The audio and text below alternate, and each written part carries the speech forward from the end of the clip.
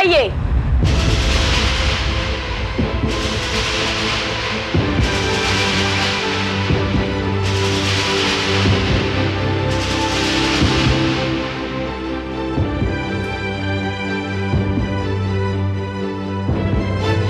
मेरी जिंदगी बर्बाद करके किसी और से सगाई कर रहे हो तुम? बदतमीज लड़की, कौन हो तुम? क्या बकवास कर रही हो? ये सवाल आप अपने बेटे से क्यों नहीं करते? प्रिया, तुम मेरी जिंदगी के साथ खिलवाड़ करके किसी और की जिंदगी बर्बाद करने जा रहा है आपका ये बेटा।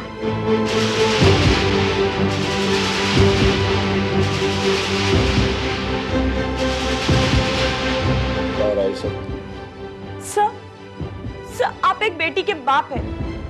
आप मेरे दर्द को समझ सकते हैं सर। ये लड़का जो आपकी बेटी से सगाई करने जा रहा है, मैं उसके बच्चे की मां बनने वाली हूं।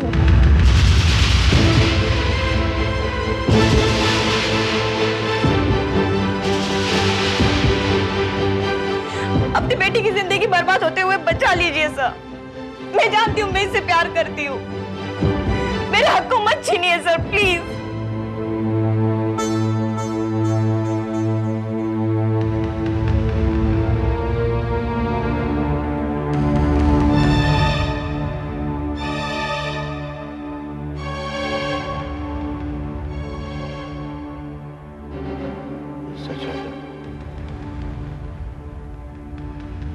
तुमसे पूछ रहा हूँ, ये सच है क्या?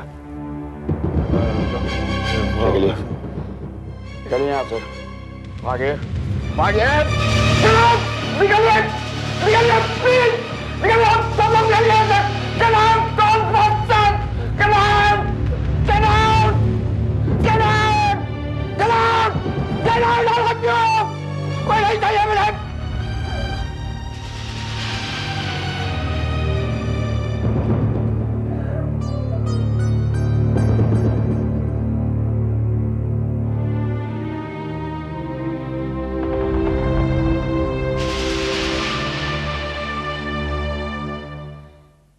आप लोगों ने जो मेरे लिए किया है उसके लिए मैं आपकी बहुत बहुत शुक्रगुजार हूँ।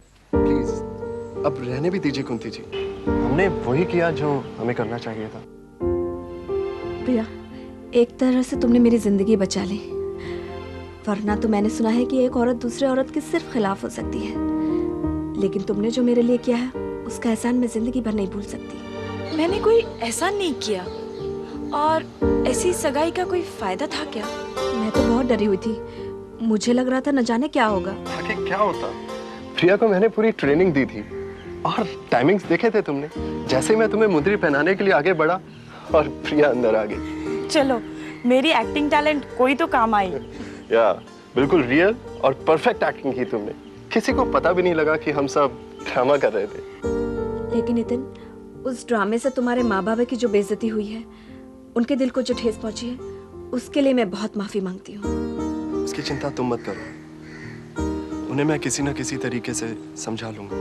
तो प्यार करने वाले एक दूसरे से मिल जाए, इससे बड़ी कोई बात हो सकती है? हाँ, अब आराम से तुम उस लड़के के साथ शादी करके घर बसाओ और खुश रहो। और हाँ, हमें भूल नहीं जाना। इसी बहाने से ही, पर हम दोस्त तो बन गए, है ना? हाँ, हमारा रिश्ता ना हो सका तो क्या हुआ, हम अच्छे दोस्त तो बन सकते हैं ना? जरूर, तुम्हारे जैसे दोस्त एक रिश्ते से बढ़कर होते हैं नितिन। Thank you.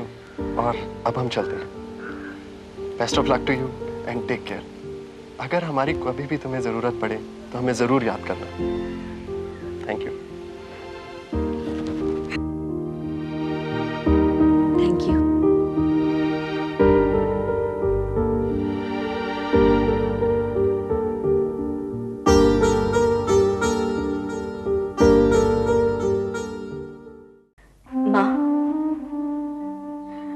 आज तुम्हारी बहुत याद आ रही है। तुम होती तो मेरी जिंदगी की शायद ये हालत नहीं होती। बाबूजी से तो मैं कुछ कह नहीं सकती, और कहूंगी भी तो वो मेरी बात मानेंगे कहाँ? उन्होंने तुम्हारी भी तो कभी कोई बात नहीं मानी।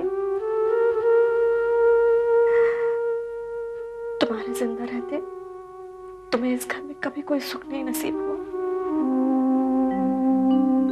यहाँ तक कि बाबूजी को तुम्हारा किसी से मिलना जुलना तक पसंद नहीं था।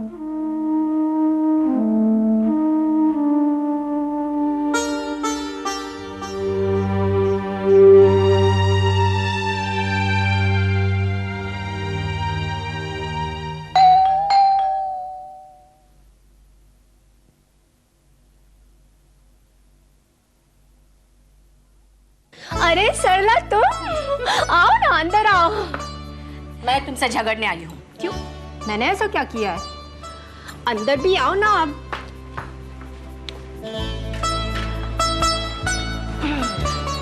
अब बोलो, कल तुमने मुझसे क्या वादा किया था? तुम कुंती को लेकर मेरे ऑफिस में आने वाली थी। मैं और कुंती दोनों बिल्कुल तैयार थे, पर तभी कुंती के बाबूजी आ गए। और तुम तो कुंती के बाबूजी को जानती ही हो। हाँ हाँ, उन्होंने मना किया होगा और तुम बैठ गई चुपचाप अपने घर में। और कर भी क्या सकती हूँ? उनके चीखने चिल्लाने से तो अच्छा है कि चुपचाप घर में बैठे रहूं। मालती, कब तक अपनी इच्छाओं को यूं मारती रहोगे? आजादी से ना कहीं घूमना फिरना, ना आना जाना। तुम्हारे पति ने तो तुम्हें इस घर में कैद करके रखा है। हमारी जिंदगी तो पति के नाम पर ही शुरू होती है और पति के नाम पर ही खत्म हो जाती है। ये भी कोई जिंदगी है? और फिर पति के नाम पर तुम्हें क्या सुख मिलता है? पता नहीं तुम ये सब कैसे बर्दाश्त करती हो। क्या करूं? मजबूरी है।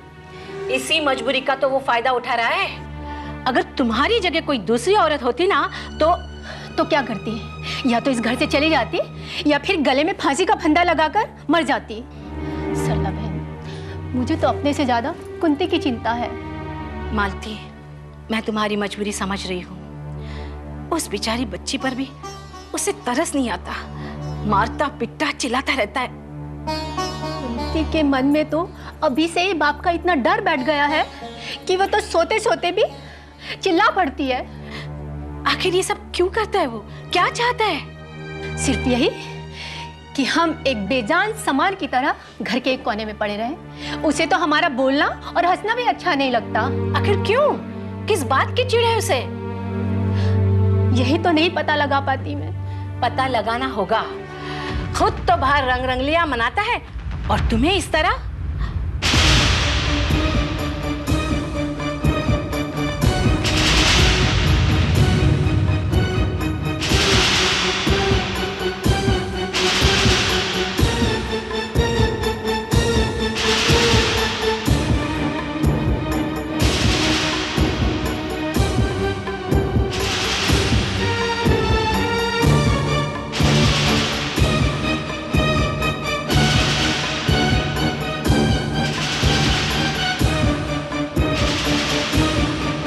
अच्छा, तो मेरी गैरहाजिरी में इस औरत का स्कूल चलता है, यही पाठ पढ़ाती है तुम्हें? जी, हम तो ऐसे ही बातें कर रहे थे। हाँ, जो मैंने अभी सुना उसे झुठला दोगी तुम? थोड़ी देर पहले ये औरत क्या बातें कर रही थी मेरे बारे में? मैंने ऐसी कोई बात नहीं की गजेंद्र। मैंने तुमसे कुछ पूछा है? नहीं ना? तो फिर मेरी घर गृहस्थी में टांग अड़ाने की कोशिश मत करो। मालती, मैं चलती हूँ। ये कुंती को दे देना।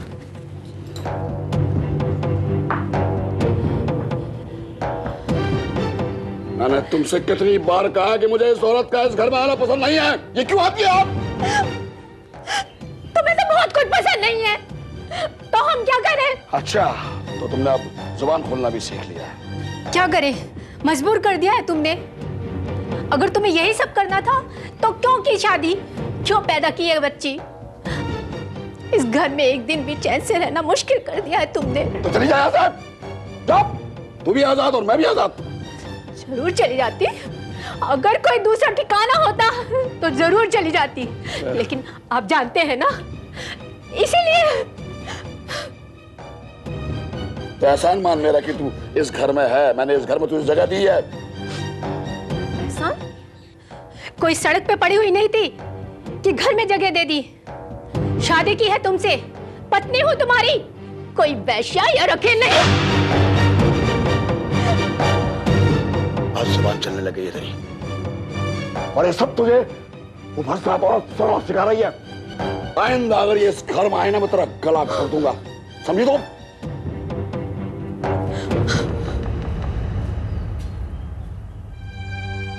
माँ। हाँ बेटी।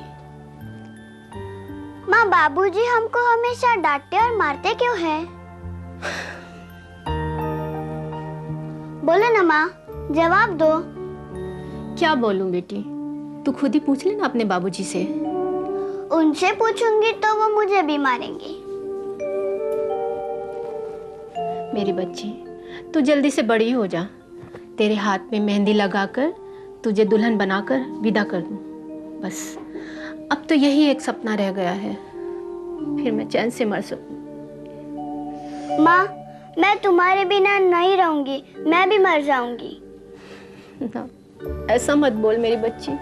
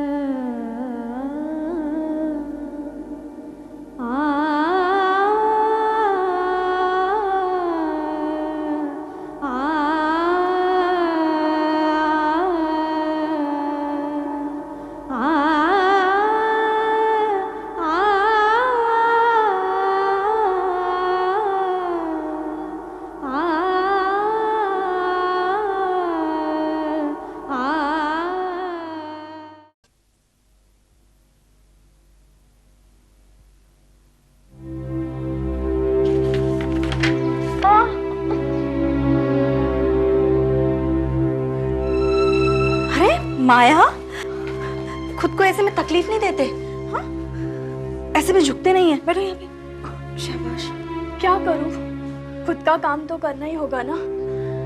माया, ये वक्त तुम्हारे आराम करने का है, काम करने का नहीं। कुंती, तुम मेरा इतना ख्याल क्यों रखती हो? क्योंकि तुम माँ बनने वाली हो। अगर तुम्हारे घर वाले होते तो वो भी तुम्हारा ख्याल रखते ना, है ना? घर में होती तब ना। घर वालों ने तो नाजायज बच्चे की माँ समझकर घर से निकाल दिया। माया, सुनो, बच्चे कभी भी नाजायज नहीं होते, वो तो भगवान का रूप होते हैं। सोचो कितना महत्वपूर्ण होगा वो दिन जिस दिन तुम उसे इस धरती पर लेके आओगी, है ना? इसीलिए तो जी रही हूँ, अपने प्यार के लिए, अपने प्यार की निशानी के लिए। मुझे यकीन है कि एक दिन मेरा सहारा बनेगा, मेरा अपना। देखो माया, कभी भी इंसान को किसी भी चीज से इतना मोह नहीं करना चाहिए। और वैसे भी सपने तो सपने होते हैं ना। ये तुम क्या कह रही हो कुंती? मतलब मैंने जो सोचा है वो सिर्फ सपने? कि सपने कभी हकीकत नहीं हो सकते? बोलो कुंती, बोलो ना, बोलो कुंती, जवाब दो।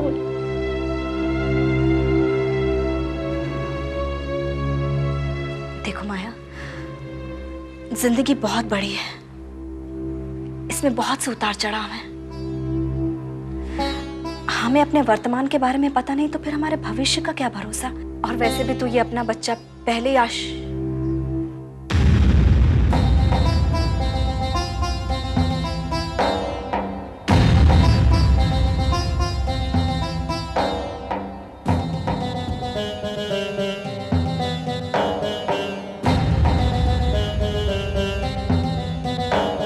आश्रम को क्या?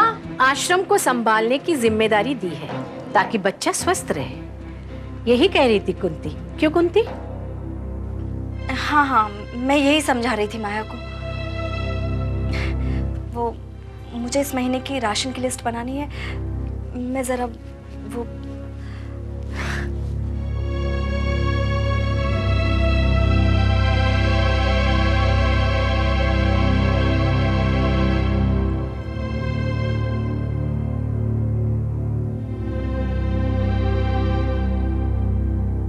कुंती,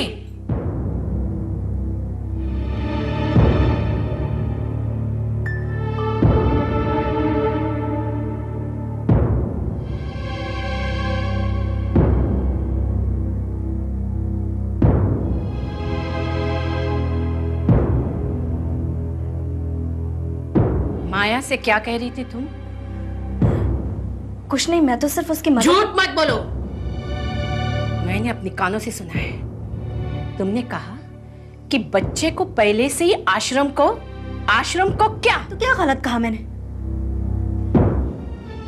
अगर आप नहीं आती तो आज मैं उसे सब कुछ सच सच बता देती। कुंती, देखो कुंती, एक बात हमेशा के लिए याद रखो, तुम्हारी एक सीमा है, उसे लांघने की कोशिश की तो अंजाम अच्छा नहीं होगा। रही माया की बात, आज नहीं तो कल उसे पता चल ही जाएगा कि उसके बच्चे के साथ क्या होगा, समझे तुम?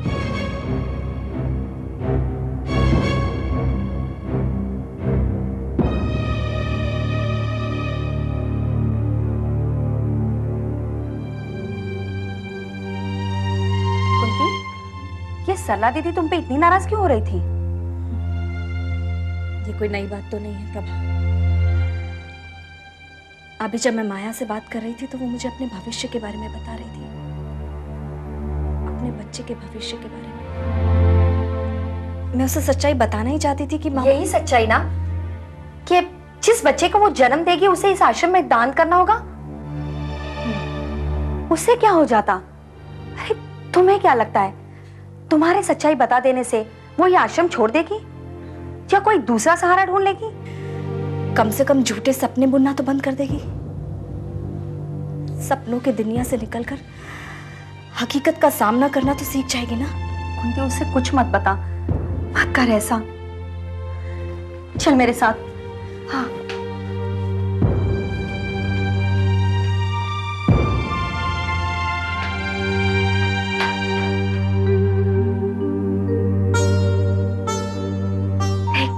देख उसे, झूठी सही मगर खुश तो है। जी रही है एक आशा के लिए। जमाने ने उसकी सारी खुशियां छीन ली, कम से कम इन खुशियों को तो उसे मत छीन। फिर भी तुझे लगता है कि उसे सच्चाई बता देनी चाहिए, तो फिर फैसला तुम्हारा है।